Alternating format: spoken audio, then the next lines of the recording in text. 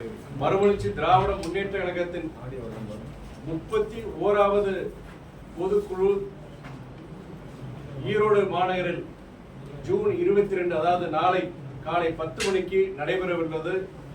இதில் இயக்கத்தந்தை தலைவர் வைகோ, தலைமை கழக நிர்வாகிகள் உள்ளிட்ட கிட்டத்தட்ட 2000 பொதுக்குழு உறுப்பினர்கள் கலந்து கொள்கிறார்கள். ஈரோடு மாநகர் பொறுத்தவரைக்கு கடந்த காலங்களில் 2000ஆம் ஆண்டு நடைபெற்ற தமிழக எழுச்சி மாநாடு, 2018ஆம் ஆண்டு நடைபெற்ற அறிஞர் அண்ணா பிறந்தநாள் மாநாடு ஒரு வரலாற்று சிறப்புமிக்க மாநாடுகளாக அங்கே நடைபெற்றன. இயக்கத்தின் வரலாற்றில் இதுவரை 2 பொதுக்குழு கூட்டங்களும் அங்கே நடைபெற்றன. இவை அனைத்தையும் இயக்கத்தின் மூத்த முன்னோடி, இயக்கத்தை வழிநடத்திய நினைவில் வாழும் அண்ணன் கணேசமூர்த்தி அவர்கள் மிகவும் சிறப்பாக நடத்தி காட்டினார்கள். நாளை நடக்கவிருக்கின்ற மறுமலர்ச்சி திராவிட முன்னேற்ற கழகத்தின் 31வது பொதுக்குழு இயக்கம் 31 ஆண்டுகளை கடந்து 32ஆம் ஆண்டில் அடியெடுத்து வைக்கும் இந்த காலகட்டத்தில் நடைபெற உள்ளது. இந்த பொதுக்குழுவில் முக்கியமான தீர்மானங்கள், அந்த தீர்மானங்களை தலைவர் வைகோ அவர்கள் அறிவிக்க உள்ளார். அது மட்டுமல்ல, சென்ற ஆண்டு மதுரையில் தமிழகமே வியந்து பார்க்கும் வண்ணம் ஒரு மிக பிரம்மாண்டமான ஒரு மாநாட்டை மதுரையில் எங்களுடைய சட்டமன்ற உறுப்பினர் அண்ணன் பூமிநாதன் அவர்கள் நடத்தி காட்டினார். அந்த மாநாட்டை விஞ்சும் வண்ணம் இந்த ஆண்டும் நாங்கள் ஒரு வரலாற்று சிறப்புமிக்க ஒரு மாநாட்டை நடத்த உள்ளோம். அந்த மாநாட்டை பற்றியும் தமிழ்நாடு முழுவதும் அடுத்த மாதம் மண்டல ரீதியாக செயல் வீரர்கள் கூட்டங்கள், இந்த மாநாடு, இந்த செயல் வீரர்கள் கூட்டங்கள், இதை சார்ந்த அறிவிப்புகளையும் தலைவர் வைகோ அவர்கள் நாளை அறிவிக்க உள்ளார். இந்த பொதுக்குழு பத்தி செய்திங்க, நாளைக்கு நடைபெற இருக்கிற பொதுக்குழு பத்தி செய்தி. நீங்க வேற பொலிட்டிக்கல் கொஸ்டின்ஸ் பொறுத்த வரைக்கும் நீங்க தாராளமா கேட்கலாம். நீங்க ஆனா பொதுவாக பொதுக்குழு ஈரோடு மாநாடு தலைவர் நாளைக்கு அறிவிக்க போறார். எங்க இருந்து அறிவிக்க போறார்? பல இடங்கள்ல தேர்வு பண்ணியிருக்கிறோம். அத தலைவர் நாளைக்கு அறிவிப்பார். எந்த இடம் அப்படின்னு அறிவிப்பார். ஆனா பொதுவா பொதுக்குழுங்கிறது சென்னையில தான் கூடுறது வழக்கம். இப்ப ஈரோட்டில் கூடுறதுக்கு ஏதாவது முக்கியத்துவம் தான் இருக்காங்க. நீங்க சொல்றீங்க இல்லையா, எப்பயுமே சென்னையில தான் மதிமுக பொதுக்குழு நடக்கும்னு சொல்லிட்டு அதுக்கு இதுக்கு முன்னாடி சில நான் யாருக்கும் சொன்ன மாதிரி ஈரோட்டில் இது வரைக்கும் 2 முறை நடந்திருக்கு கட்சியுடைய வரலாற்றுல. எப்பயுமே சென்னையில் நடக்கிறது, அது பெரும்பான்மையான சென்னையில நடத்துவாங்க. இந்த தடவை என்னை போன்ற கட்சி நிர்வாகிகள் இந்த தடவை குறிப்பா தென் மாவட்டங்கள் அல்லது கொங்கு மண்டலத்துல இதை நடத்தணும்னு சொல்லிட்டு அந்த ஒரு மெனக்கீட்டு தான் இப்போ நம்ம ஈரோட்டில் அறிவிச்சிருக்கிறாங்க பொதுக்குழு பொறுத்த வரைக்கும். தலைவர் வைகோ 2-3 முறை அவருக்கு மத்திய அமைச்சராக பதவி இருக்கக்கூடிய வாய்ப்பு கிடைச்சது. ஆனால் அவர் அதை விரும்பல. நீங்க தொகுதி மக்களுக்காக நிறைய பணியாற்றிட்டு இருக்கீங்க. தொகுதி மக்களும் நலன் கருதி மத்திய அமைச்சர் பதவி உங்களை தேடி வந்தா நீங்க அதை லைக் பண்ணி விரும்புவீங்களா?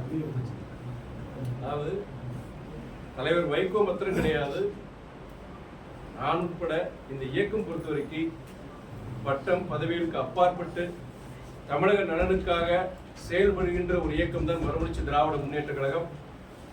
ஒரு காலகட்டத்தில் 2011 நினைக்கிற அப்போ சட்டமன்ற தேர்தலை புறக்கணிச்ச இயக்கம் அதிமுக.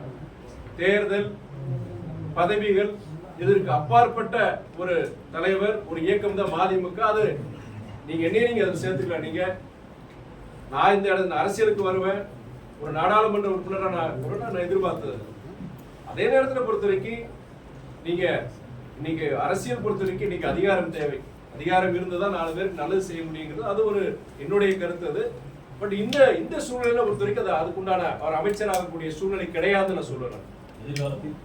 எதிர்காலங்கிறது அது என்னுடைய செயல்பாடுகள், எனக்கு இறைவன் நம்பிக்கை இருக்கிற, இறைவனுடைய அருள், மக்களுடைய எதிர்பார்ப்பு, அவங்களுடைய நம்பிக்கை, இதுக்கு வச்சு நம்ம சொல்ல முடியல.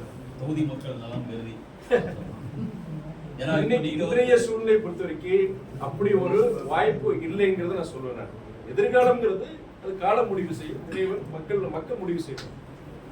திமுக கூட்டணியில எப்ப பிரச்சனையா இருந்தாலுமே அந்த கூட்டணியில இருக்கக்கூடிய விடுதலை சிறுத்தைகளையும் மதிமுகவுமே ஒரு குறுகுறுன்னு பாக்குறாங்க. அதுக்கு என்ன காரணம் இருக்கிறது? அது என்னங்க குறுகுறுன்னு பாக்குறது? விலைக்கு சொல்ல முடியுமா அது என்ன குறுகுறுங்கிறது? இல்ல நீங்க தான் வந்து விலகி போறதுக்கான வாய்ப்புகள் இருக்கு அப்படிங்கிற மாதிரி பாக்குறாங்க. அதுக்கு என்ன காரணம்? யார் அந்த மாதிரி பாக்குறாங்க? பொதுவான பார்வை, அரசியல் பார்வையாளர் பார்வை அப்படிதான் இருக்கு. அரசியல் பார்வையில அப்படிங்க சொல்ல முடியாது. போய் எங்களை பொறுத்த வரைக்கும் நாங்க கிட்டத்தட்ட 7 ஆண்டுகள் முடிந்து 8வது ஆண்டு அந்த கூட்டணியில் இருக்கிறோம். திமுக தலைமையில கூட்டணியில் இருக்கிறோம். பல இதுல நீங்க வைக்கிற சில இதில் பொறுத்த வரைக்கும்னா நீங்க ஒரு கூட்டணியில் சேரும் பொழுது ஒரு ஒரு பொதுவான நோக்கம், ஒரு ஜெனரல், ஒரு காமன் அப்ஜெக்டிவ் இருக்கும். அதனாலதான் ஒரு பல இயக்கங்கள் ஒரு கூட்டணியில் சேர்றாங்க. நாங்களும் அதே மாதிரி ஒரு அடிப்படையில மதவாதத்தை எதிர்க்கிற ஒரு அணியில நம்ம இருக்கணும்னு சொல்லிட்டு நம்ம இந்த அணியில வந்து சேர்ந்திருக்கோம். நம்ம 8வது வருஷம் இது தொடரணும். அதே நேரத்துல அந்த கூட்டணியில் இருக்கிற அனைத்து இயக்கங்களும் ஒரே நிலைப்பாட்டில், எல்லாத்திலும் ஒரே நிலைப்பாட்டில் இருக்கணும்னு அவசியம் கிடையாது. இதுல சில மாறுபட்ட கருத்துக்கள், சில விஷயங்களை பொறுத்து மாறுபட்ட கருத்துக்கள் இருக்கலாம். இல்ல கூட்டணி தலைமை எடுக்கிற முடிவுகள் எல்லாத்துக்குமே எங்களுக்கு வந்து ஒரு எல்லாருக்கும் ஒரு திருப்தி இருக்குமா? கிடையாது. சில தருணங்கள்ல எங்க இயக்கம் மாத்திரம் கிடையாது, பிற இயக்கங்களுக்கு சில நேரங்களை பொறுத்த வரைக்கும் அவங்க கேட்டதோ எதிர்பார்த்ததோ நடக்காம இருக்கலாம். ஆனா அதை வச்சுக்கிட்டு ஒரு விஷயத்தை வச்சுக்கிட்டு கூட்டணியில பிளவு இல்ல இவங்க வந்து வெளியே போறாங்கன்னு சொல்ல முடியாது. உங்களுக்கு பொறுத்த வரைக்கும் சென்ற முறை நம்ம இதே மாதிரி ஒரு அரசியல் இதே மாதிரி ஒரு பிரஸ் மீட் பார்க்கும்போது நான் சொல்லியிருந்தேன், நாங்க இந்த கூட்டணியில எந்த நோக்கத்துக்காண்டி சேர்ந்தோமோ அந்த நோக்கம் இனி அந்த நோக்கத்தை பொறுத்த வரைக்கும் இன்னைக்கு அதுக்கு அவசியம் இருக்கு. ஆனா மதிமுக பொறுத்த வரைக்கும் இந்த கூட்டணி தொடரும் நான் தெளிவா சொல்லியிருக்கிறனால நீங்க எங்களை மாத்திரம் கிடையாது, நீங்க சொல்ற மாதிரி விடுதலை சிறுத்தைகளா இருக்கட்டும், இல்லாட்டி காங்கிரஸ் இயக்கமா இருக்கட்டும், இல்ல பொதுவுடைமை இயக்கமா இருக்கட்டும், எல்லாரும் பத்தி அப்பப்போ சில கேள்விகள் வருது. அதுக்கு முன்னாடி பதில்கள் தந்தை சொல்றேன். ஆனா கூட்டணியை பொறுத்த வரைக்கும் இங்க இந்தியா, தமிழ்நாட்டை பொறுத்த வரைக்கும் இந்தியா கூட்டணி வலுவா இருக்குங்கிறத நான் சொல்ல முடியும். விடுதலை சிறுத்தைகளும் கம்யூனிஸ்டும் வந்து எங்களுக்கு அதிக சீட் தரணும் கேட்போம்னு சொல்லி கேட்கறாங்க. ஆனா நீங்க அதை பத்தி பேச மாட்டேங்கிறீங்க. இல்ல நான் சொல்லலாம். இப்ப நீங்க என்கிட்ட போனோட கேட்ட கேள்வி என்னன்னா, நீங்க அதே சீட்டு கேட்பீங்களான்னு கேட்டீங்க. நான் சொன்னா நான் ஒரு முதன்மை செயலர், நான் இந்த முடிவு எடுக்க முடியாது. ஒரு இயக்கத்துல பொறுத்த வரைக்கும் இயக்கத்துடைய தொண்டர்கள், நிர்வாகிகள் எல்லாருக்கும் ஒரு ஆசை. இப்போ கம்யூனிஸ்ட்காரன் கேட்கறாங்க, இப்போ காங்கிரஸ் இயக்கம் கேட்கறாங்கன்னா அந்த இயக்கத்துடைய உரிமை இருக்கு, அது தவறு கிடையாது. எந்த அரசியல் இயக்கம் பொறுத்த வரைக்கும் அவங்க வளரலாம் நினைப்பாங்க, இல்ல இதோட போதுங்கிறது கிடையாது. அதை பொறுத்த வரைக்கும் அந்த மாதிரி எங்க வரவழைச்சு திமுக பொறுத்த வரைக்கும் எங்களுடைய தொண்டர்கள், நிர்வாகிகள் எல்லாருக்குமே கூடுதல் எண்ணிக்கை சீட்டு வரணும். அங்கீகாரம் இயக்கம் பொறுத்த வரைக்கும் குறைஞ்சபட்சம் 12 சீட் நின்னாதான் அங்கீகாரம் கிடைக்கும். இதெல்லாம் எல்லாருக்கும் தெரியும். அந்த ஆசை எங்களுக்கு இருக்கு. ஆனா ஒரு கூட்டணிங்கிற போது பல இயக்கங்கள் சேரும் போது அந்த காலகட்டத்துல பல நெருக்கடிகள் எங்களுக்கு மாத்திரம் கிடையாது, கூட்டணி தலைமைக்கு இருக்கு. அப்படி இருக்கும் பொழுது அப்போ ஒரு பொது நோக்கம் சொல்றோம், ஒரு காமன் அப்ஜெக்டிவ்காண்டி நம்ம சேர்றோம். அந்த நோக்கத்துக்கு ஏதாவது பாதை வந்துடக்கூடாது, கூட்டணியில ஏதாவது விரிசல் வந்துடக்கூடாது. அப்போ பொறுத்தவரைக்கும் ஒரு சமரசம் ஏற்படும். இப்போ நீங்க என்கிட்ட கேள்வி கேட்கும் போது எங்களுக்கு இயக்கத்தில் இருக்க எங்க ஆசை இருக்கு. ஆனா முடிவெடுக்க வேண்டியது இயக்கத்துடைய தலைமை நிர்வாகிகள். முதன்மை ஆசை இருக்கான்னு எல்லாருக்கும் இருக்க ஆசை தான். இப்ப எப்படி நீங்க கம்யூனிஸ்ட்காரங்களுக்கு, விசிகேக்கு, காங்கிரஸ்காரங்களுக்கு எல்லாருக்கும் ஒரு ஆசை இருக்கும், எங்களுக்கு ஆசை அந்த ஆசை எனக்கு இருக்கு. ஆனா நானா ஒரு முதன்மை செயலரா நான் இந்த இத்தனை சீட் எங்க வேணும் எதிர்பார்க்குங்கிறது அது ஒரு முதிர்ச்சியான ஒரு இது பதில் இருக்க முடியாது. மெச்சூர் அது அப்படி நான் சொல்லவும் கூடாது. இயக்க தலைமை முடிவெடுக்கும். என்னுடைய இப்போ நீங்க ஒரு தனிப்பட்ட முறையில் நீங்க கேட்டீங்கன்னா என்னுடைய ஆசையோ இல்லாட்டி மாவட்ட செயலோட ஆசையோ துணை பிடிச்ச ஆசையோ நாங்க சொல்றோம், தலைமை கிட்ட சொல்றோம். ஆனா நாங்களா போய் ஒரு பத்திரிகை ஒரு பிரஸ் மீட்ல பார்த்து எங்களுக்கு இவ்வளவு வேணும் அப்படின்னு சொல்றது மற்ற இயக்கங்கள் நடக்கலாம். மதிமுக பொறுத்த வரைக்கும் ஒரு கட்டுப்பாடு உள்ள ஒரு இயக்கம். இதுல பொறுத்த வரைக்கும் தலைமை என்ன சொல்லுதோ அந்த வழிகாட்டுதல் இயங்குற ஒரு இயக்கம். ஆனா நாங்க எங்களுடைய ஆசைகள் பொதுக்குழு நடக்குது. பொதுக்குழு நடக்கும்போது கண்டிப்பா எங்களுடைய கருத்துக்கள் நாங்க சொல்லணும், தலைமை முடிவெடுக்கும். 12 சீட்டு உங்களுக்கு நெருக்கடின்னு சொல்லியிருக்கீங்க அங்கீகாரத்துக்கு. அதுக்கு அந்த 12 சீட்டுக்கு மேல் கேட்பீங்களா? நீங்க அங்கீகாரம் பெறணும்னா 12 சீட்டுல நிக்கணும். நீங்க அங்கீகாரம் பெறணும் 12 சீட்டுல நிக்கணும். நீங்க அதுதான் உங்களோட பதில் சொல்லி தராங்க. எத்தனை சீட் நாங்க கேட்க போறோங்கிறது நீங்க இயக்க தலைமை முடிவு பண்ணும். பொதுக்குழு பொறுத்த வரைக்கும் ஒரு பார்ட்டியோட ஜெனரல் கவுன்சில் பொதுக்குழு பொறுத்த வரைக்கும் இயக்கத்தினுடைய அதாவது அடிப்படை நீங்க பொதுக்குழு உறுப்பினர் 2000 பேர் இருக்கிறாங்க. மாநிலத்தில் பல்வேறு பகுதியிலிருந்து பல்வேறு பொறுப்புகள் இருக்கிற முக்கிய நிர்வாகிகள் இவங்க இயக்கத்தினுடைய அவங்களுடைய மனநிலைமை என்ன இருக்கு, இன்னைக்கு அரசியல் களத்துல மதிமுகவுடைய செயல்பாடு, குறைகள், நிறைகள் இதெல்லாம் பத்தி பேசுறத இடம் தான் பொதுக்குழு. விவாதம் பண்ணி அது தலைமைக்கு பொறுத்த வரைக்கும் ஓகே இது இப்போ கட்சிக்காரர்கள் பொறுத்து இந்த மனநிலைமையில் இருக்கிறாங்க செய்யறாங்க அப்படின்னு உள்வாங்கிட்டு அடுத்து வர காலகட்டங்கள் என்னென்ன முடிவுகள் எடுக்கணும், எப்படி செயல்படணும், அந்த குறைகள் இருந்து அந்த குறைகளை நிவர்த்தி பண்றது. அப்ப சில சமயங்கள் நீங்க சொல்ற மாதிரி எதிர்பார்ப்புகள், கட்சிக்காரர்கள் சில எதிர்பார்ப்புகள் இருக்கும். அப்ப அந்த எதிர்பார்ப்புகள் பொறுத்த வரைக்கும் அவங்களுக்கு அதை விலைக்கு சொல்லணும். சிலது முடியாதுன்னா நம்ம சொல்லி இதுதான் பொதுக்குழு பொறுத்த வரைக்கும். இல்ல நீங்க அந்த 12 சீட்டுங்கிறதுல நீங்க வந்து ஒரு ஸ்ட்ராங்கா அனுப்பிக்கலாம். ஏன்னா கட்சிக்கு இது ஒரு முக்கியமான காலகட்டம் இல்லையா? அதுக்காக இல்ல நாங்க கடந்த காலங்களை பொறுத்த வரைக்கும் போன முறை வந்து 6 இடத்துல நாங்க போட்டி போட்டோம். 6 இடத்துல போட்டி போட்டு 4 இடங்கள் அங்க வெற்றி பெற்றோம் நாங்க. இப்போ அதுவும் பொறுத்த வரைக்கும் என்னன்னா நாங்க உதயசேரன் சின்னத்துல போட்டி போட்டாங்க. இது போன்ற விஷயங்கள் பொறுத்த வரைக்கும் இப்போ எங்க சின்னத்தில் நிற்கிறதோ இல்ல கூடுதல் இடங்கள் கிடைக்கிறதோ இது இயக்க தோழர்களுடைய நிர்வாகிகளுடைய அந்த விருப்பத்தை தலைமை கிட்ட பொதுக்குழு சொல்லுவாங்க. தலைமை பொறுத்த வரைக்கும் பொதுக்குழு பொறுத்த வரைக்கும் அந்த முடிவு எடுப்பாங்க. நீங்க பொதுக்குழு முடிஞ்ச பிறகு எங்களுடைய தலைவர் பொறுத்த வரைக்கும் ஒரு பிரஸ் மீட் கொடுக்க போறாரு. நீங்க அந்த கேள்வி அவர்கிட்ட கேட்கலாம். தெரியல, தலைவர் தான் கடைசி முடிவு எடுப்பாரு. இப்போ 6 தொகுதிகளோட கம்மியா திமுக சீட் கொடுத்தா அந்த கூட்டணி மதிமுக இருக்குமா? நான் முன்னே ஒன்று சொன்னலையா, தேர்தல் களங்கள் பதவி இதுக்கெல்லாம் அப்பாற்பட்டு செயல்படுகின்ற ஒரு இயக்கம். இன்னைக்கு சில இயக்கங்கள் போனோட ஒரு பிரஸ் மீட் ஒருத்தர் கேட்டது, நீங்க தான் யாரோ ஒருத்தர் கேட்டிருந்தீங்க, ஏங்க அந்த சில இயக்கங்கள்லாம் பொறுத்த வரைக்கும் அங்கே எங்களுக்கு அழைப்பு இருக்கு இங்கே எங்களுக்கு அழைப்பு இருக்கு இப்படிலாம் சொல்றாங்களே அப்படின்னு. அப்போ உங்களுக்கு அந்த மாதிரி இது இல்லைன்னா அந்த மதிமுக அப்படி செயல்படுற இயக்கம் கிடையாது. நீங்க ஒரு அரசியல் கட்சியில ஒருத்தர் பொறுத்த வரைக்கும் பிடிக்கலையா அது இயக்கத்தை விட்டு போறாரா, இல்ல ஒரு கூட்டணியில ஒரு அரசியல் கட்சி பிடிக்கல வெளியில போறாங்க, அது அவங்களுடைய வெறுப்பு அதுதான். அது தவறு கூட சொல்ல மாட்டேன். ஆனால் இங்க என்ன கூப்பிடுறாங்க அங்க என்ன கூப்பிடுறாங்க சொல்றது வந்து இது வியாபாரம், இது கமர்ஷியலா இது மட்டும் நடந்துட்டு என்ன பாக்குறேன். அது அந்த மாதிரி மதிமுக செயல்படாது. நீங்க சொல்றபடி இது கிடைக்காட்டி நான் கூட்டணி விட்டு வெளியே போயிருவாங்க, அது கிடையாது.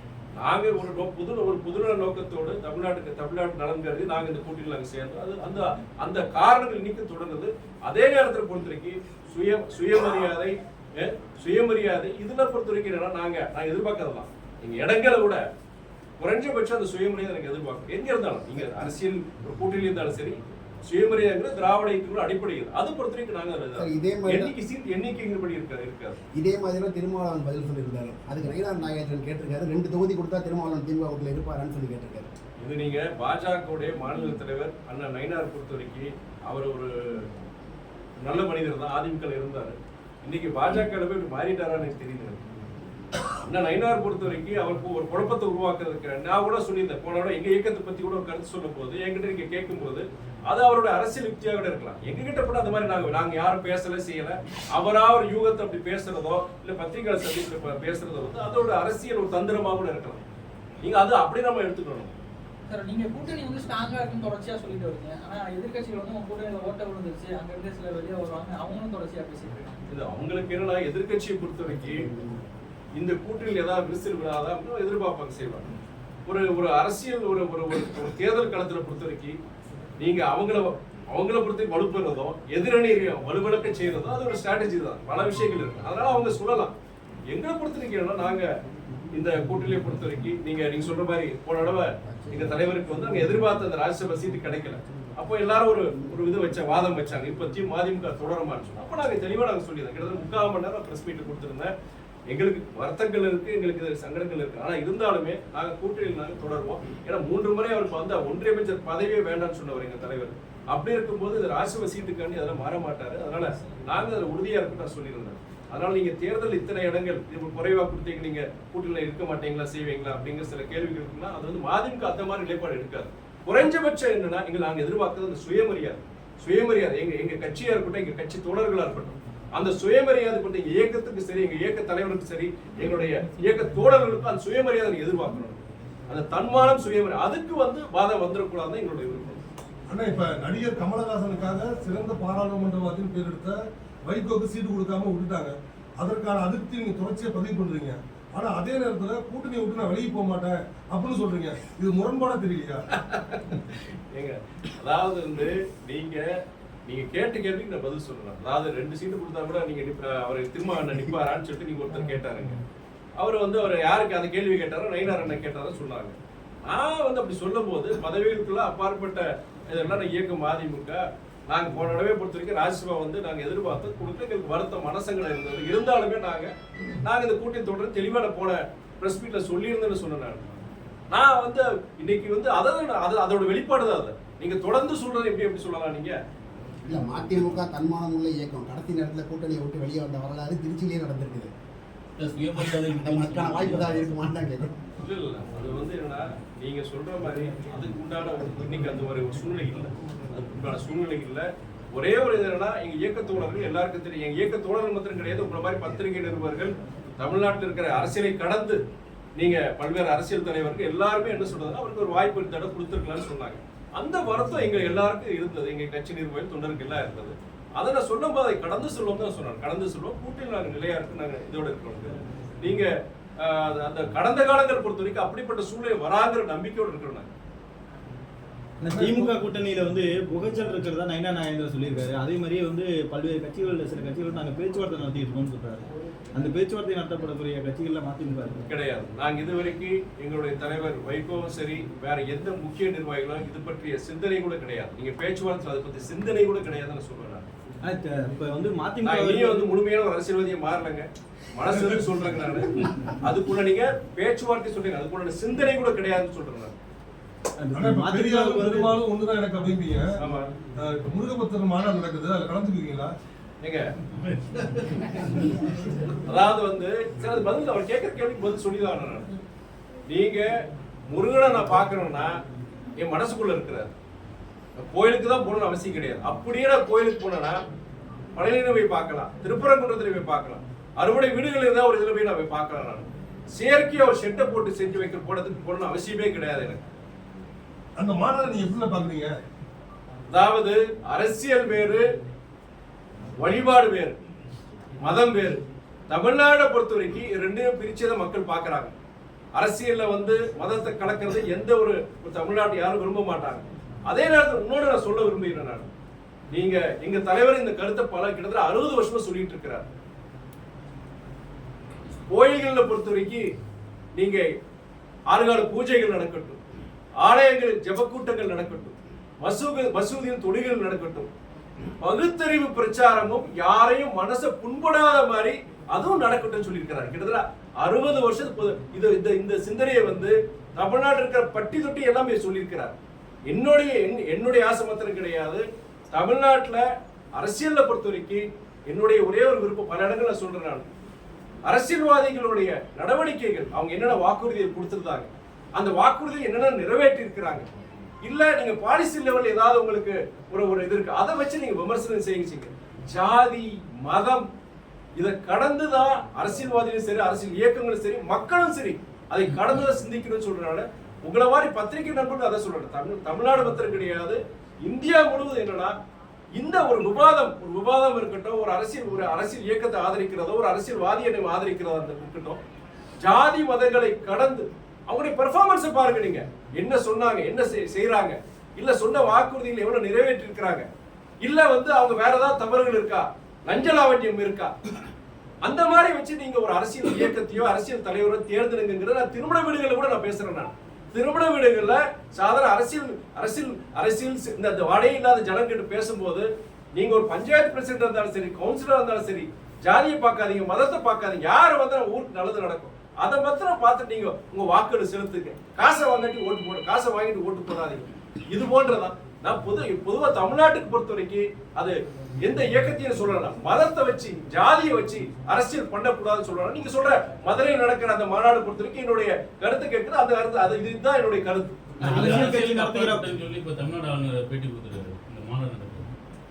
அது ஆளுநர் பொறுத்த வரைக்கும் அவர் ஆளுநரை பார்க்கலாம். உங்களுக்கே தெரியும், உங்களுக்கு நம்முடைய கான்ஸ்டிடியூஷன் படி ஒரு ஆளுநர் எப்படி நடந்துக்கணும். அவரு வந்து ஒரு எந்தவித ஒரு அரசியல் இது இல்லாம அந்த மாநில மக்களுக்கு, அந்த மாநில மக்களால் தேர்ந்தெடுக்கப்பட்ட அரசுக்கு ஒரு சப்போர்ட்டிவ் ரோலா தான் ஒரு ஆளுநர், கவர்னர் இருக்கணும். ஆனா அவரும் கிடையாது. எங்கெங்கெல்லாம் வந்து பாஜக அல்லாத அரசுகள் இந்த மாநில அரசுகள் இருக்கோ அங்கெல்லாம் இது போன்ற ஆளுநர்களை வச்சுக்கிட்டு அவங்க ஒரு பிரச்சாரகர் தான் இருக்காரு. பாஜக மதவாத இயக்கங்களுடைய பிரச்சாரகர் தான் இருக்கிற ஆரங்கள் இருக்கிறார் தவிர அவருடைய கருத்துகள் இன்னைக்கு இல்ல, என்னைக்கு இங்க தமிழ்நாட்டுக்கு வந்தாலும் அன்னையிலிருந்து இது வரைக்குமே ஒரு மதம் சார்ந்த, அதாவது ஒரு RSS ஒரு VHP பிரச்சாரகராக இருக்கிறார்.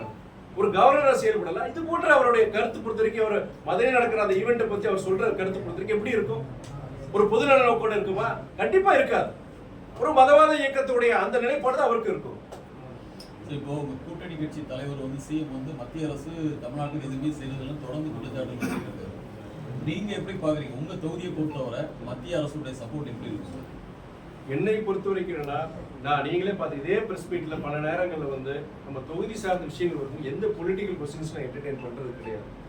ஏன்னா பாலிசி லெவல் என்ன பொறுத்த வரைக்கும் ஒரு மதசார்பின்மை, ஒரு இது மாதிரி நம்ம ஒரு கருத்து சூழ்நிலை இது மாதிரி அது வேற. ஆனா மக்களால் தேர்ந்தெடுக்கப்பட்ட ஒரு நாடாளுமன்ற உறுப்பினராக இருக்கும்போது என்னை பொறுத்தவரை எல்லாருமே என்னுடைய ஜனங்க தான், எல்லாருமே என்னுடைய ஜனங்க தான். இதுல அரசியல் கிடையாதுன்னு நான் பாக்குறேன். நான் ஒரு இடத்துல ஒரு பொதுநலக்கு ஒரு மக்கள் ஒரு கோரிக்கை வைக்கிறாங்கன்னா அதுக்கு யார், எந்த ஜாதி, எந்த மதம், எந்த அரசியல் இயக்கம், அதனால பொதுவாக அங்க ஒரு தேவை இருக்கு. அந்த தேவையை பூர்த்தி செய்ய வேண்டியது என்னுடைய கடமை. அப்படி இருக்கும்போது நான் நீங்க டெல்லிக்கு போய் அங்க இருக்கிற அமைச்சரை சந்திக்கும் போது நான் அப்படிதான் வைக்கிற கோரிக்கைகள். எத்தனை வருஷம் அந்த கோரிக்கைகள் இருக்கு, இதனால என்னென்ன பாதிப்புகள் இருக்கு, எத்தனை விபத்துகள் நடந்திருக்கு, எத்தனை மரணங்கள் நடந்திருக்கு, இதை நீங்க செய்யாதனால உங்க அரசுக்கு ஒரு கெட்ட பேர் வருது. எங்களை போன்ற எதிர்கட்சி தலைவர் உங்களை பத்தி நாங்க குறை சொல்றாங்க, அதுக்கு நீங்க இடம் கொடுக்காதீங்க அப்படிங்கிற ஒரு மனிதாபிமான அடிப்படையில ஜனங்களுக்கு நம்ம நல்லது செய்யணுங்கிறதுக்காண்டி இதுல அரசியல் எல்லைகள் கடந்து நம்ம செயல்படுங்கிறத என்னுடைய இது கோரிக்கை. அப்படிதான் நான் வைக்கிறேன் நான். அது இல்லாம தலைவர் வைகோ பொறுத்த வரைக்கும் உங்களுக்கு தெரியும், தமிழ்நாடு மாத்திரம் கிடையாது, இந்தியா முழுக்க அரசியல் எல்லைகளை கடந்து பாஜக இருக்கட்டும், காங்கிரஸா இருக்கட்டும், கம்யூனிஸ்டா இருக்கட்டும் ஒரு மிகப்பெரிய ஒரு மரியாதை வச்சிருக்கிறாங்க. எல்லாருமே ஒரு மரியாதை வச்சிருக்கிறாங்க. அப்படி அவருடைய இயக்கம் அவர் சார்பான அந்த கோரிக்கை வைக்கிற அப்படி இருக்கும், அதுக்கு ஒரு மரியாதை கிடைக்குது. இப்போ எனக்கு ஒரு சக்சஸ் நீங்க கூட யோசிக்கல, ஒரு கேள்வி கேட்கலாம், ஏன் உங்க இதுல மொத்தம் நிறைய நடக்குது அப்படின்னு ஒரு கேள்வி கேட்க பலருக்கு. அது வந்து என்னன்னா என்னுடைய அணுகுமுறை. நான் பொறுத்த வரைக்கும் சிலது பொறுத்த வரைக்கும் இதுல காரியம் இருக்குன்னு நினைக்கிறேன். எனக்கு என்னால என்னுடைய அரசியல் ஒரு இதனால இந்த ஜனங்க பாதிக்கப்படக்கூடாது. அது வந்து என்னுடைய இது. அதுல வந்து எந்த விதத்திலையும் நம்ம அந்த திருச்சி தொகுதியை பொறுத்த வரைக்கும் நீங்க 1 வருஷம் முடிஞ்சு போச்சு, 4 வருஷம் இருக்கு மேக்சிமம். இவர் இருந்தார், அதுக்காண்டி திரும்பி அந்த தொகுதியை தக்க வச்சுக்கணும் அதெல்லாம் எனக்கு கிடையாது. நாளைக்கு என்ன நடக்குன்னு எனக்கு தெரியாது. எனக்கு வந்து அப்படி ஒரு இதுல இருக்கும்போது அடுத்து ஒரு 4 வருஷம் இருக்கு முடியும், இந்த பீரியட் முடியும் போது இருந்தாரியா நல்ல ஒரு அரசியல்வாதியா முடிஞ்ச வரைக்கும் செஞ்சாரியா அங்கிற ஒரு நன்மதிப்பு இந்த ஜனங்கிட்ட வந்தா எனக்கு போதும். அதுல வந்து எல்லாரும் ஒரே மாதிரி சொல்லிட முடியாது. ஒரு 10 அமைச்சர் இருக்கிறாங்கன்னா ஒரு 6 பேர் 7 பேர் கிட்ட நம்ம சொல்றது நடக்குது, நல்ல மரியாதை கொடுக்குறாங்க. மீதி 3-4 பேர் பொறுத்த வரைக்கும் அது நடக்கிறது கிடையாது. முடிந்த வரைக்கும் என்னன்னா அது நடக்காத கேட்ட நான் அணுகிறது போறது, ஆனா அதை கண்டிப்பா அது முயற்சியில் எடுத்துட்டு தான் இருக்கிறாங்க. ஆனா இப்ப திராவிட கட்சிகளை பொறுத்த வரைக்கும் வாரிசுகளுக்கான அரசியல் மாற்றங்கள் ரொம்ப எளிமையா நடந்திருக்கு. ஆனா பாமக வந்து இன்னும் அந்த பிரச்சனை இழுத்துக்கிட்டே இருக்குது. எப்படி பாக்குறீங்க நீங்க? திராவிட அரசியலுக்கு சுருக்கி சொல்றீங்க. எந்த இந்தியா முழுக்க பாஜக எத்தனை வாரிசுகள் இன்னைக்கு அமைச்சரா இருக்காங்க, நாடாளுமன்ற உறுப்பினர் இருக்கிறாங்க, சட்டமன்ற உறுப்பினரா இருக்கிறாங்க. எத்தனை நீங்க தமிழ்நாடு இந்தியா முழுக்க எடுத்துக்கிட்டீங்கன்னா ஒரு மாநிலத்திலாவது பாஜக வாரிசுகள் இங்க வரலையான்னு கேட்கிறேன் நான். பக்கத்துல இருக்க கர்நாடகா எடுத்துக்கோங்க, யாரங்க மாநில பாஜக தலைவர் அங்க ஒரு அரசியல் வாரிசு தானே. நீங்க அதனால திராவிடர் மாத்திரம் பேசாதீங்க, இந்தியா முழுக்க வாரிசுகள் வந்து வந்திருக்கிறாங்க. அந்த வாரிசுகள் பொறுத்து யாருமே பலமுறை சொல்லியிருக்கிறாங்க. அந்த இயக்கத்தில் இருக்கிற நிர்வாகிகள் தொண்டர்கள் மத்தியில அவங்களும் ஒரு வரவேற்பு இருக்கணும், அவங்களுடைய ஒப்புதல் இருக்கணும், திணிப்பு எல்லாம் இருக்கக்கூடாதுன்னு சொல்றேன். பிளஸ் வாரிசுகள் பொறுத்த செயல்பாடை வச்சுட்டு இங்க யார் வர்றாங்க போறாங்க மக்கள் தீர்மானிக்க போறாங்க. இல்ல இங்க வாரிசு சண்டை நடக்குது. அதே போல இப்ப பார்த்தா தயாநிதி மாறன் கலாநிதி மாறன் அது அவங்க தனிப்பட்ட பிரச்சனைங்க. நீங்க ஒரு சகோதரர் தயாநிதி மாறன் இருக்கட்டும், அவருடைய அண்ணன் கலாநிதி மாறன் கிட்ட இருக்க பிரச்சனை அவங்க தனிப்பட்ட குடும்ப பிரச்சனை, குடும்ப சொத்து பிரச்சனை. அப்படிதான் நம்ம பாக்குறோமே தவிர இதுல அரசியல் ரீதியில நம்ம பார்க்க வேண்டிய அவசியம் கிடையாது. ஆனா இது ஏன்னா பாமக ஏன் சாத்தியமாக மாட்டேங்குது அதிகார மாற்றங்கிறது? இன்னொன்னு சொல்றேன் நானு, இன்னொரு இயக்கம் அது பாமக இருக்கட்டும், இன்னொரு அரசியல் இயக்கமா இருக்கட்டும், அந்த இயக்கத்தினுடைய பிரச்சனை அந்த இயக்க தொண்டர்கள் நிர்வாகிகள் அதை முடிவெடுப்பாங்க. நீங்க பத்திரிகையாளர் உங்களுக்கு அந்த அதிகாரம் தவறு கிடையாது, நீங்க கேள்வி கேட்கணும். ஆனா இன்னொரு அரசியல் இயக்கம், நான் வந்து மதிமுக இருக்கிறேன், நான் வந்து அந்த இயக்கத்துல பத்திய அந்த ஒரு சர்ச்சை இருக்கும்போது அவங்க அந்த இயக்கத்துல ஒரு பிளவு இருக்கும்போது அது இவர் செஞ்சது ரைட்டு இவர் செஞ்சது தவறு சொல்ற உரிமை எனக்கு கிடையாது. சொல்றது அநாகரிகம் பாக்குறேன். மற்ற அரசியல் தலைவர் சொல்றது அது அநாகரிகம் சொல்றேன் நான். நீங்க அடுத்த வீட்டுல பிரச்சனை இருந்ததுன்னா அந்த வீட்டுல இருக்க பெரியவங்க அவங்க சொந்த உறவுக்காரங்க வச்சு தீர்த்து வைக்க போறாங்க. பக்கத்து வீட்டுக்காரங்க என்னங்க வேலை இதுல நான் அநாகரிகமான செய்யன்னு சொல்லுவேன். இன்னொரு அரசியல் கட்சி நடக்கிற அந்த உள்கட்சி விவகாரத்துல இன்னொரு அரசியல் கட்சி தலையிடுறதே ஒரு அநாகரிகமான செய்யன்னு சொல்லுவேன் நான். சீமான் கல் இறக்குனதை பத்தி என்ன நினைக்கிறீங்க சார்? அதாவது அண்ணன் சீமானை பொறுத்த வரைக்கும் அவர் பேசுறதா இருக்கட்டும், அவர் செயல்பாடா இருக்கட்டும் வித்தியாசமா பண்றாரு. ஆனா வந்து அது சட்டத்துக்கு உட்பட்டதாங்கிறது கிடையாது. அப்படி அவர் ஒரு இடத்துல பண்ண போகும்போது பல இடங்கள் இது மாதிரி செய்ய போறாங்க. அது வந்து ஒரு சட்ட ஒரு சட்ட ரீதியான பிரச்சனை உருவாகிறது. இதுல தமிழ்நாடு அரசு தான் முடிவு செய்யணும்.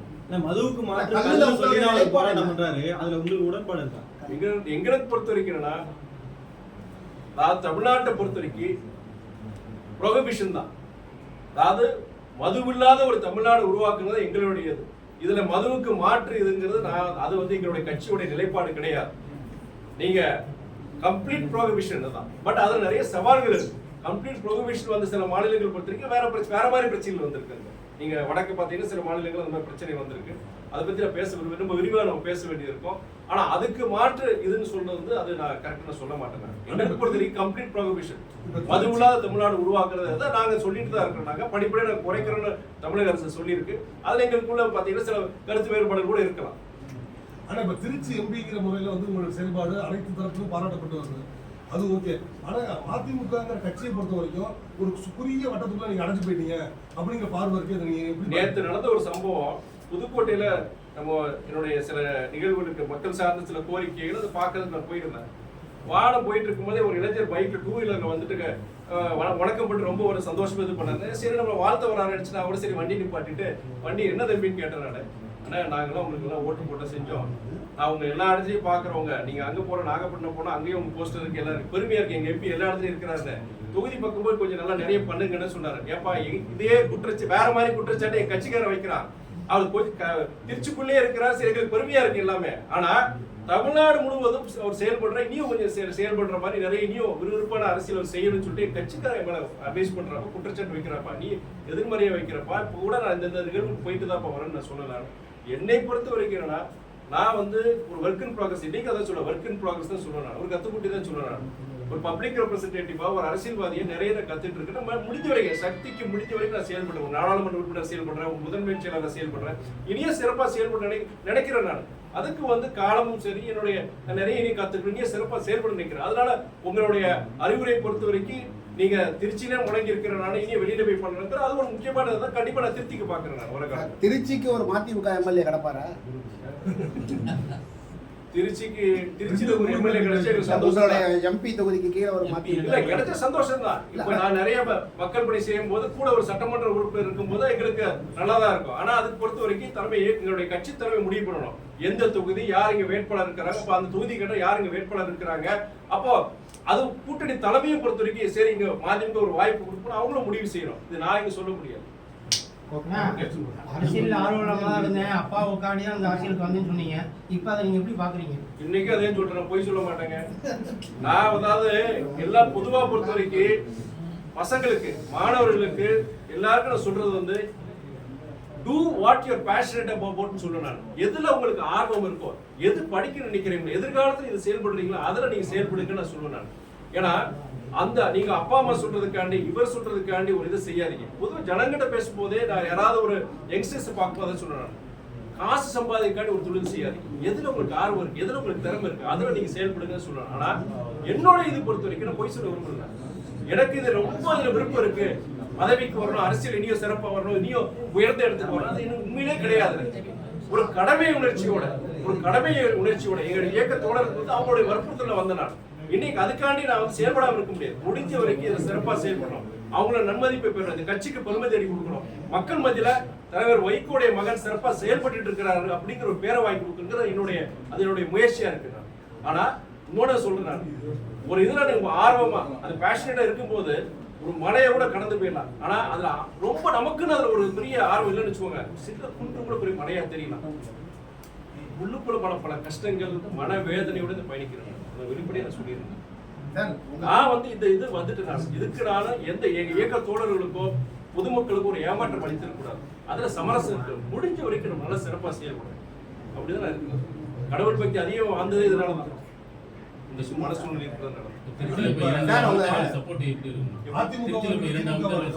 முடிஞ்ச வரைக்கும் இப்போ நீங்க பார்த்திருப்பீங்க.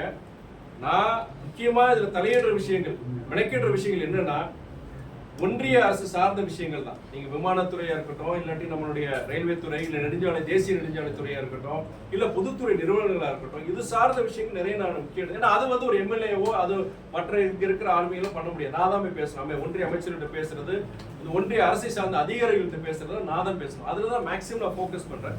இருந்தாலும் கோஆர்டினேஷன் இஷ்யூஸ் வரும் சில சமயம். ஃபார் எக்ஸாம்பிள் ஒரு நேற்று ஒரு ரயில்வே துறை சார்ந்து சில இதெல்லாம் போயிட்டு நம்ம அங்க போகும்போது உதாரணம் பாத்தீங்கன்னா அங்க ரயில்வே மேம்பாலம் வந்து வச்சுக்கோங்க அங்க ஒரு மின்சார எதிர HT ஒரு டவர் போயிட்டு அதை நான் எடுக்க வேண்டியிருக்கும். இல்ல அங்க ஒரு நீர்வளத்துறை சார்ந்த ஒரு பிரச்சனையா இருக்கும். கார்பரேஷன் கமிஷனர் ஒரு உதவி எனக்கு தேவைப்படும். அப்படிலாம் பார்க்கும்போது யாருக்கிட்ட நான் போகணும் அங்க இருக்கிற அமைச்சர்கிட்ட தான் நான் போகணும். இது வரைக்கும் எனக்கு திருப்தியா இருக்கு.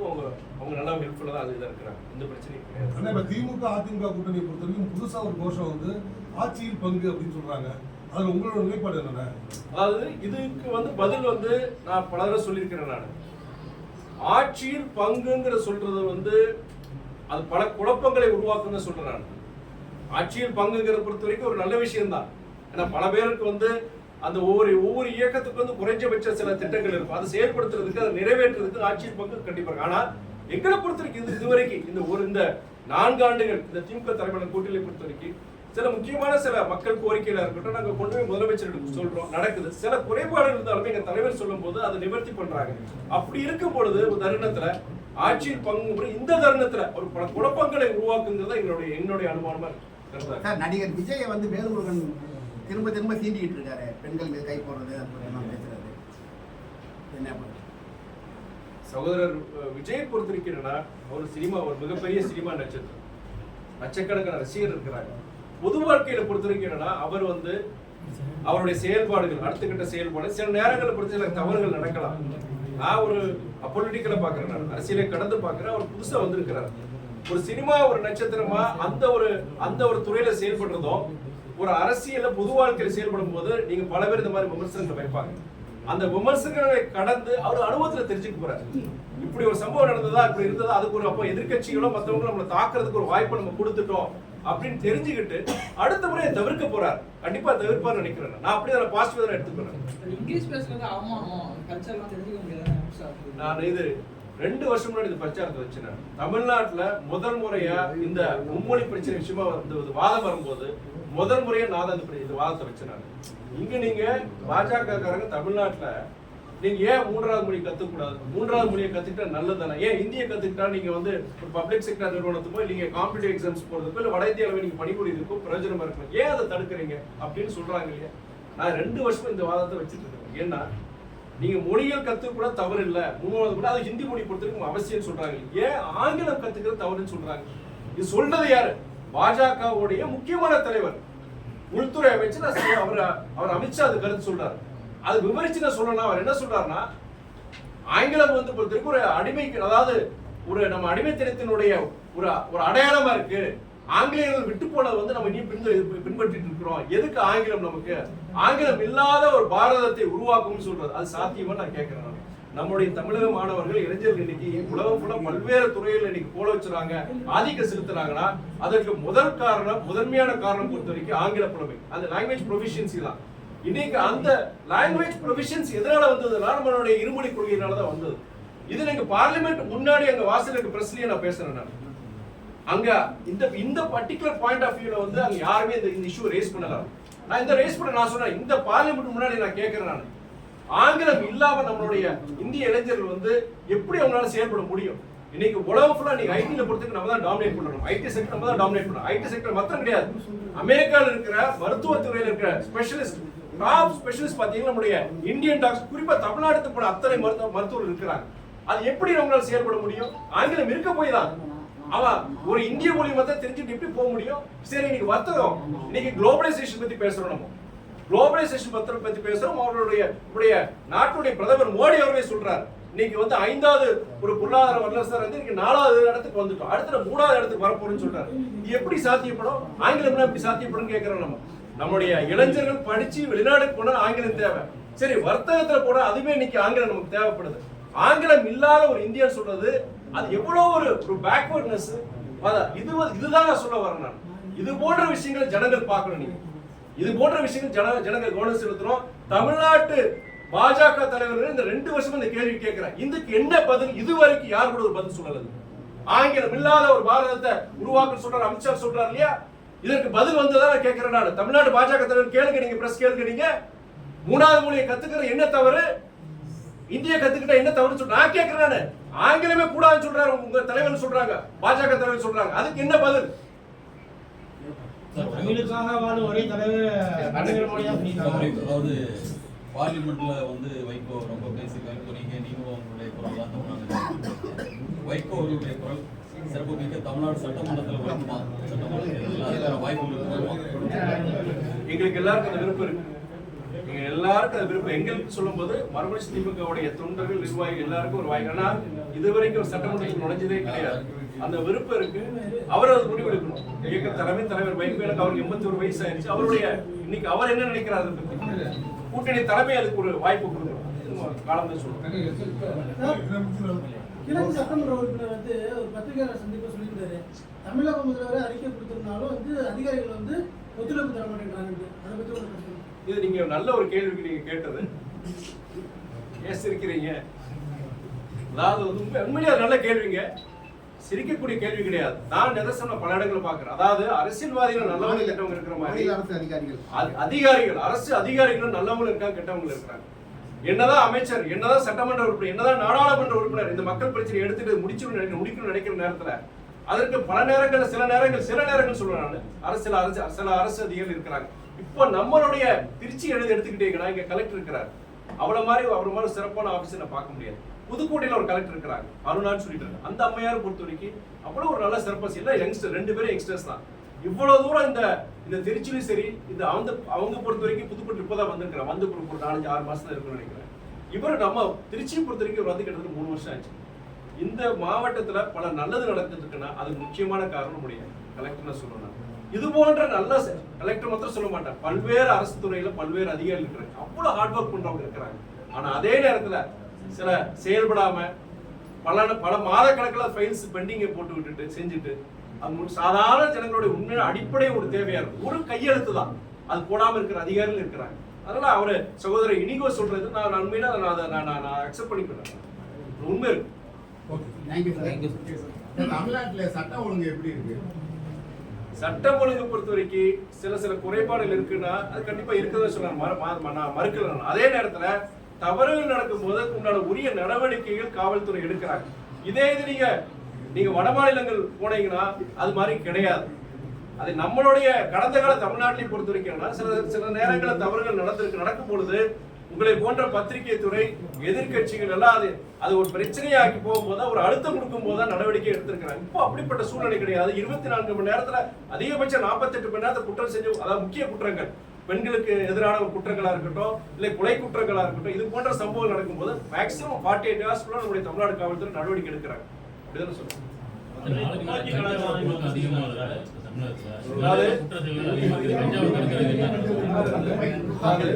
உங்களுடைய இது பொறுத்த வரைக்கும் நம்ம தமிழ்நாடு மாத்திரம் அவர் ஜஸ்ட் ஒரு பிராங்கா பேசுறாரு. தமிழ்நாடு மாத்திரம் கிடையாது, இந்தியா முழுக்க பாத்தீங்கன்னா குற்ற சம்பவம் கூட்டிட்டு தான் இருக்கு.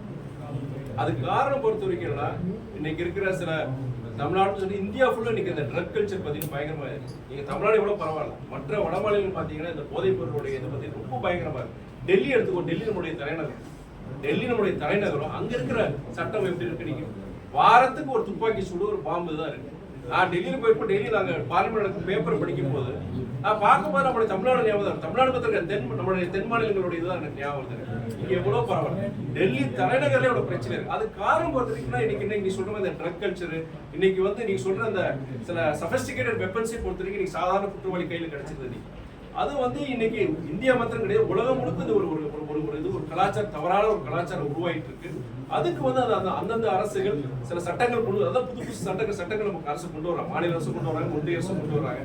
இதுக்கு என்னன்னா மக்கள் மத்தியில சில கூட்டான இது இருக்கும். இன்னைக்கு போதை கலாச்சாரம் பொறுத்த வரைக்கும் அரசியல் சட்டங்கள் இருக்கு, எல்லாம் இருக்கு. ஆனா அதை வாங்குறது யாரு, அது விற்கிறது யாரு? ஆன்டி சோஷியல் எலிமெண்ட்ஸ் இருக்கிறாங்க. அதுக்கு காலப்போக்கில் பொறுத்த வரைக்கும் இது நீங்க வளர்ந்த நாடுகளே இருக்கு. நீங்க வளர்ந்த நாடுகள் யூரோப்பு, அமெரிக்காலே பொறுத்த வரைக்கும் இந்த வன்முறை பொறுத்த வரைக்கும் ஜாஸ்தியாக தான் இருக்கு. நீங்க அமெரிக்கால பார்க்கலாம், வேர்ல்ட்ஸ் பிகெஸ்ட் டெமோக்ரஸி எல்லாம் இருக்கு. அங்கேயே பாத்தீங்கன்னா உங்களுக்கு பள்ளிக்கு, அதாவது போன மாசம் கூட ஒரு பள்ளியில துப்பாக்கி சூடு நடந்து கிட்ட 10 பேர் 15 பேர் இறந்துட்டாங்க. நீங்க டெரரிசம் பத்தி பேசுறாங்க, அவங்க ஊர்ல எவ்வளவு மோசமா இருக்கு. நம்ம ஊரை பொறுத்த தமிழ்நாடு பொறுத்த வரைக்கும் அப்கோர்ஸ் சில இதெல்லாம் பார்க்கும்போது ஒரு அச்சுறுத்தலா இருக்கு. ஏன்னா இதெல்லாம் இங்க நடக்குது, அடுத்து நீங்க மோசமாகும் பயம், அந்த பயம் எனக்கு இருக்கு. பட் பொறுத்த வரைக்கும் அரசாங்கம் பொறுத்த வரைக்கும் காவல்துறையை சேர்த்து இது போன்ற எதிர்கால காலங்களில் இது போன்ற இதை நம்ம தவிர்க்கிறதுக்கு என்ன முயற்சி எடுத்து